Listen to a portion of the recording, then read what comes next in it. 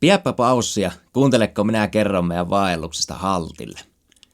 Tässä on ensimmäinen aamu ja se on aina alakuussa tuommoista haahuilua, että mitenkä päin tässä nyt pitäisikään olla.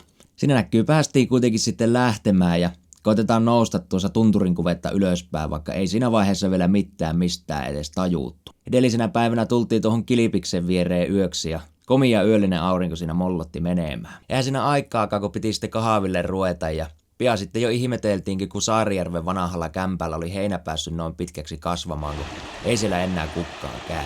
Sitten vähän ruuan mussutusta ja heti perään läähätystä, kun tuosta onkin melkein 6 kilometriä suoraa nousua sitten ylöspäin. Ihme kukkia kasvaa vähän sen joka puolella ja Kuonerille kun päästiinkin, niin riittihän siinä pällisteltävää, kun on se niin nätti paikka.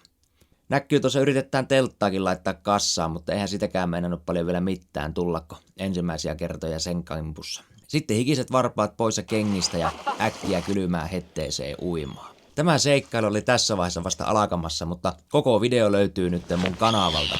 Käypä katsomassa.